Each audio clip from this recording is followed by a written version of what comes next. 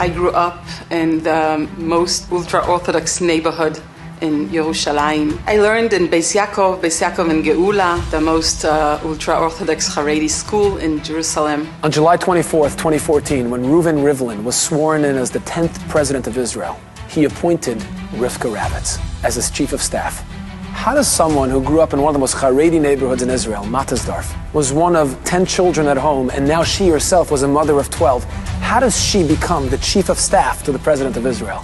Well, when Rivka was 18 years old, she married Yitzchak Ravitz, who was the son of then Knesset member Avram Ravitz. I was still a student, I was still learning, and he offered me to come and work with him at the afternoons after school. I took the offer and started working at the Knesset at the age of 18 and a half. 2 years later, he had to let her go because the government passed a law that didn't allow for Knesset members or high-level government officials to hire relatives. When he let her go, Reuven Rivlin, who was also a Knesset member at the time, hired her in his office. For 6 years, he was appointed to be the Speaker of the Israeli Parliament. I was his chief of staff then. Along those years, there were a lot of elections, primaries, and I ran all of them, also gained the money for them, also was responsible for those campaigns. And then came the most important campaign in his life and probably also in my life. He wanted to be the Israeli president. We worked very hard for a year long, but he won it, and he became the Israeli president, and he asked me which job would I like to take in the office, and I chose to be his chief of staff. For the next 7 years, she was planning, arranging, and traveling with the president of Israel to all the different countries, meeting the most powerful leaders around the world, kings, queens, presidents, and prime ministers. If you would have to count on fingers 5 of the most important leaders of the world, I'm sure I met them. Putin, Merkel, Obama, Trump, Biden. In November of 2015, Rivka was planning one of the most important meetings of President Rivlin.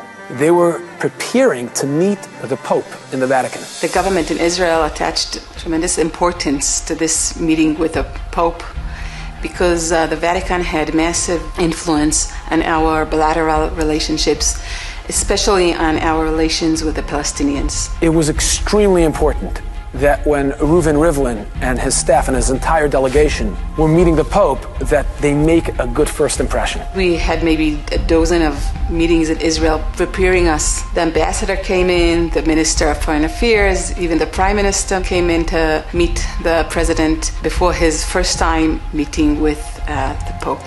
And they kept rehearsing it in their minds, making sure they know exactly what to expect and how to act, how to behave, so that everything runs smoothly. And we traveled to Rome, we got to the hotel, we had another meeting now with the special ambassador to the Vatican, because there are 2 countries, separate countries. They basically mapped out the palace. They told them, as you pull up to the palace, certain cardinals will be outside greeting you. They'll take you into the palace, you'll go down a staircase. You'll walk through a hallway with many different chambers. When you get to the end of the hallway, you'll walk into a different hallway. When you get to the end of that hallway, you'll enter a room and you'll wait there. The cardinals will leave and then the Pope will enter through a side door. When the door will be open and we'll see the Pope, we should stand in a line and come into the room one after each other.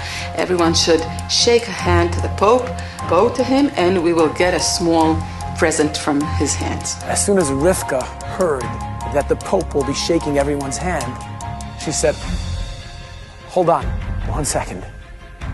I'm an Orthodox woman. I don't shake hands with men." The ambassador said, if you don't shake hands, just take a bow. Usually I do, I could, but this specific time I can't because the Pope will be wearing a necklace of a cross, and a Jew can't bow to a cross.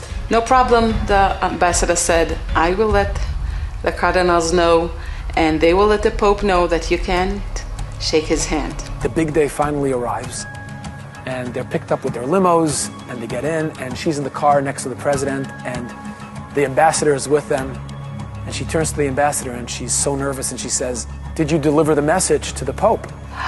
Oh, he said, "Rivka, I'm so sorry. I really forgot. I had such a hectic day, and I forgot."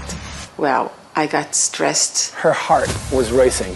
Her palms were sweating. She felt aches all over her body. She was so nervous and anxious. And yet, she said, "In all my life, I haven't shaken the hands of another man other than my husband. I can't do that." please, is there anything you can do?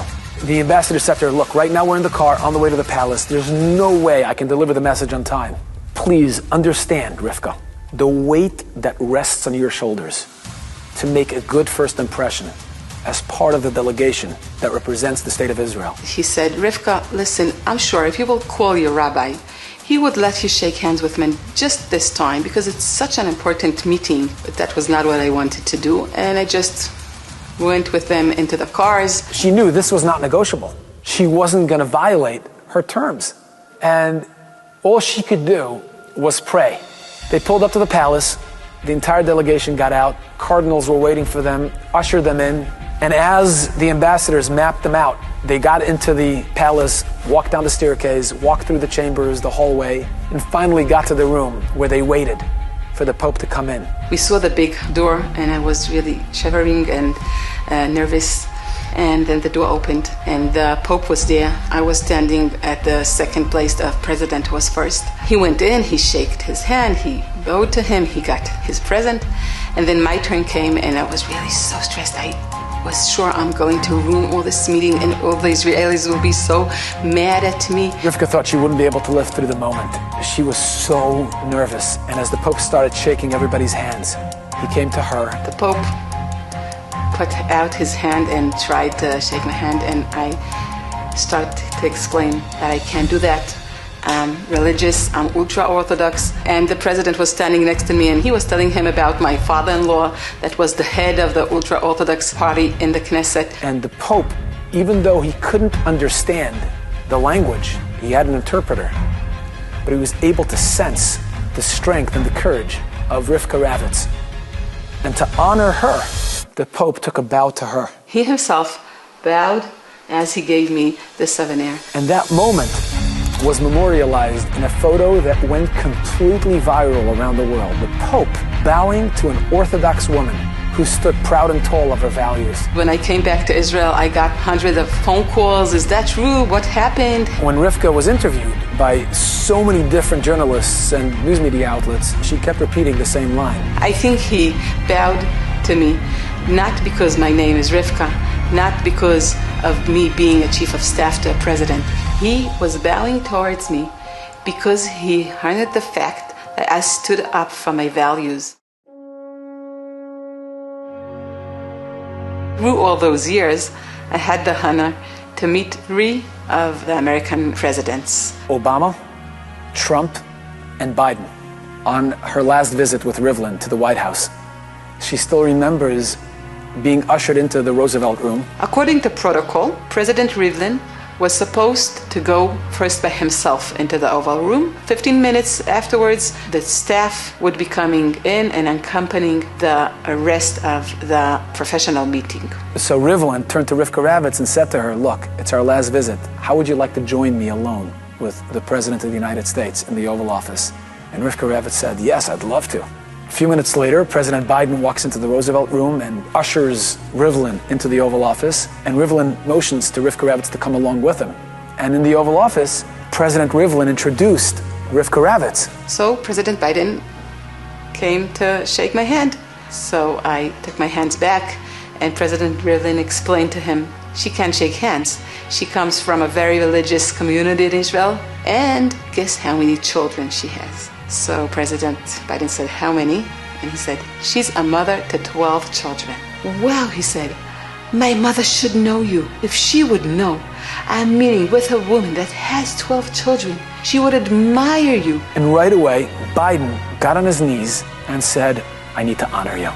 And you can sense the reverence and the awe he had for Rivka Ravitz simply because she was a mother of 12 children. In these modern days, the value of family is not such valuable. And here comes the president, one of the most influential leaders of the world, and still admire a value as a value of family. Adabra beidesecha neged melachim v'lo evosh. To live proudly as a Jew. Every time I felt compelled to stand up for my values and beliefs, I was treated to respect and understanding. A great deal of respect and a great deal of understanding.